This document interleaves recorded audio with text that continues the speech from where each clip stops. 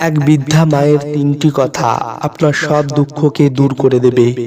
বন্ধুরা, এই তিনটি কথা যদি ভালো করে বুঝে নিতে পারেন, তাহলে আমি কথা দিচ্ছি আপনার জীবনের সব দুঃখ সমাপ্ত হয়ে যাবে।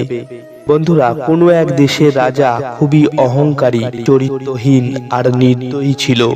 সে তার রাজ্যে এক আইন লাগু করে দেয়, যাদের মাতা পিতার বয়স 70 বছর পেরিয়ে গেছে তাদেরকে সেই বৃদ্ধা মাতা পিতার বোঝা আর বইতে হবে না, বরং তাদেরকে জঙ্গলে রেখে আসতে হবে। যতটা সময় তুমি তোমার বৃদ্ধ মাতা পিতার পেছনে সেবা করতে ব্যয় করবে, ততটা সময় তুমি ধন উপার্জনে ব্যয় করো, যার ফলে তোমার আর্থিক অবস্থা মজবুত হবে, সাথে দেশের উন্নতি হবে। বৃদ্ধ মাতা পিতা একদিন তো মারাই যাবে, একটু আগে মারা গেলে ক্ষতি কি? আর যে ব্যক্তি আমার কথা অমান্য করবে তাকে মৃত্যুদণ্ড দেয়া হবে। বন্ধুরা, রাজার আদেশ অনুযায়ী প্রজারা খুবই ভয়ভীত হয়ে 70 বছরের ওপর বৃদ্ধ হওয়া মাতা পিতাকে জঙ্গলে রেখে আসে।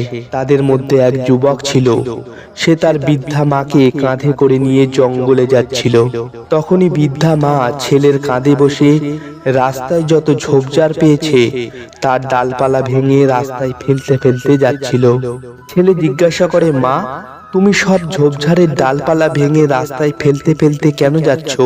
তখন মা বড়ই মমতার সাথে বলে, পুত্র, আমি সব ডালপালা ভেঙে রাস্তায় এই জন্যই ফেলতে ফেলতে যাচ্ছি যাতে তুমি বাড়ি ফেরার সময় রাস্তা না ভুলে যাও। তুমি এসব পড়ে থাকা ডালপালা দেখে খুবই সহজে বাড়িতে পৌঁছে যাবে। বন্ধুরা, মায়ের কথা শুনে ছেলের গলা শুকিয়ে যায়।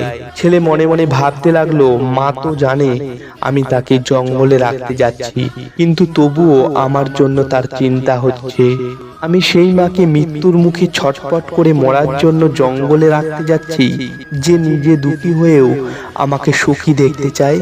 এমন মা যে নিজের সন্তানের সব রকম দুঃখের ব্যাপারে জানে, ভগবানের চেয়েও বড় যার মন, এমন মাকে আমি আর কিছুতেই ত্যাগ করব না।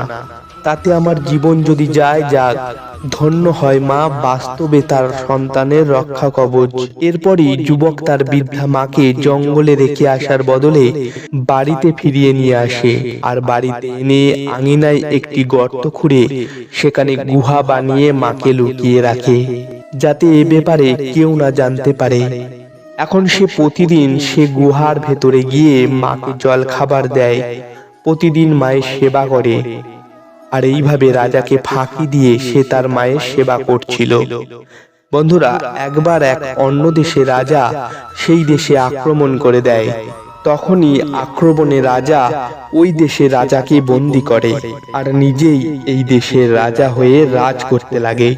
যখন ওই আক্রমণে রাজা জানতে পারলেন এ দেশের রাজার আদেশ অনুযায়ী এখানকার প্রজারা তাদের বৃদ্ধ মাতা পিতাকে জঙ্গলে রেখে আসে, তখনই রাজা সেখানকার প্রজাদের বলে, দেখো, তোমরা যদি আমার এই দুটি প্রশ্নের উত্তর দিতে পারো, তাহলে তোমাদের এই আইন আমি তুলে নেব, আর কারো কোনো শাস্তি হবে না। আমার প্রথম প্রশ্ন, একটি কলসির মধ্যে বড় একটি কুমড়ো ঢুকিয়ে দেখাও। বন্ধুরা, রাজার এই প্রশ্ন শুনে যুবক বাড়িতে চলে আসে, আর এই নিয়ে সে তার মায়ের সাথে আলোচনা করে।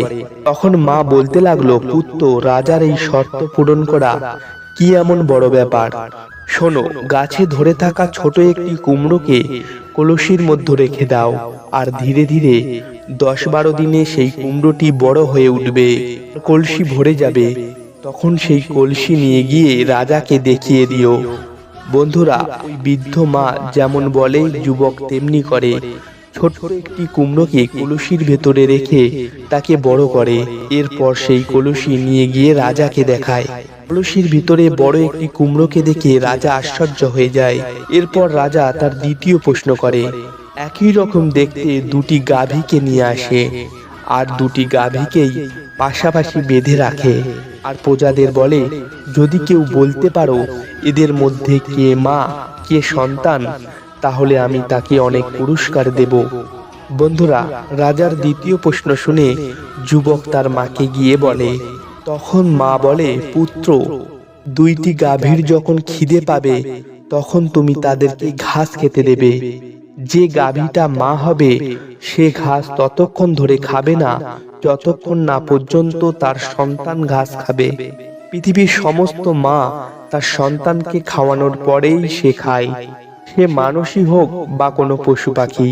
তো মায়ের বিশেষত্ব, যদি খাবার কম থাকে তাহলে সে নিজে না খেয়ে থাকবে, কিন্তু তার সন্তানকে না খাইয়ে রাখবে না। সন্তান তৃপ্ত হলে মা নিজেই তৃপ্ত হয়ে যায়। বন্ধুরা, এরপর ওই যুবক রাজার কাছে এসে দুটি গাভীর সামনে ঘাস রেখে দেয়।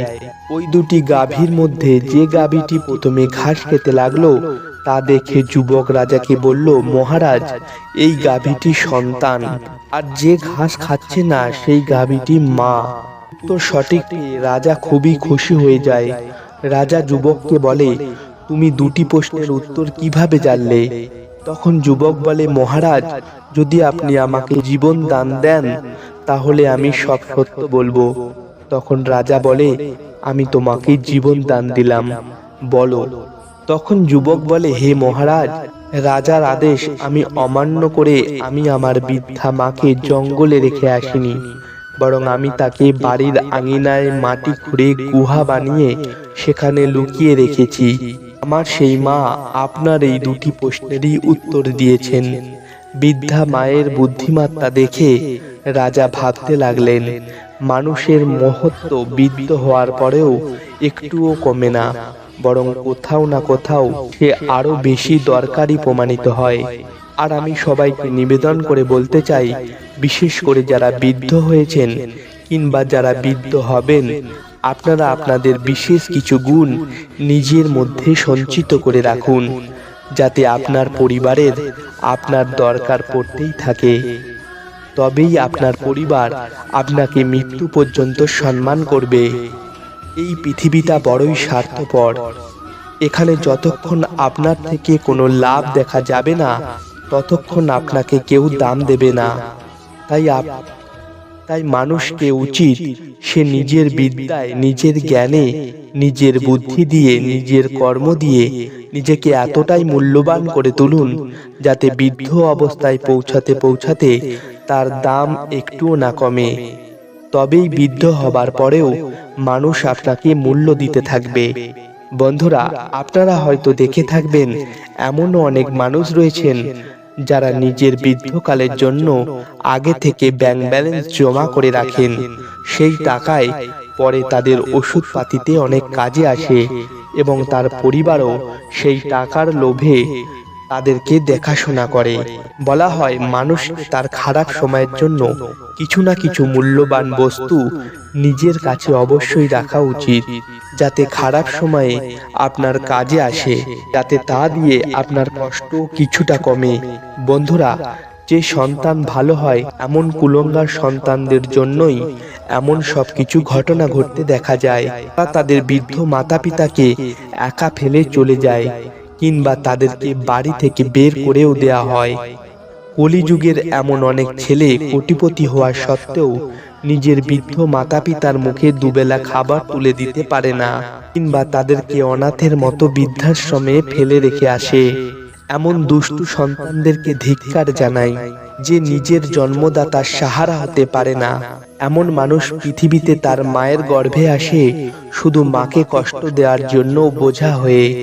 বন্ধুরা, রাজা তক্ষুনি সেই আইন বদলে ফেলে আর প্রজাদের আদেশ দেন, যাদের যাদের মাতা পিতা জঙ্গলে রয়েছে তাদের বৃদ্ধ মাতা পিতাকে এখনই ঘরে নিয়ে আসার। এখন থেকে আর কেউ তার বৃদ্ধ মাতা পিতাকে জঙ্গলে রেখে আসবে না। আজ থেকে সবাই নিজের বৃদ্ধ মাতা পিতার সেবা করবে। তো বন্ধুরা, গল্পটি ভালো লাগলে অবশ্যই একটি লাইক করবেন আর কমেন্ট বক্সে পুরো শ্রদ্ধার সাথে লিখবেন, হরে কৃষ্ণ।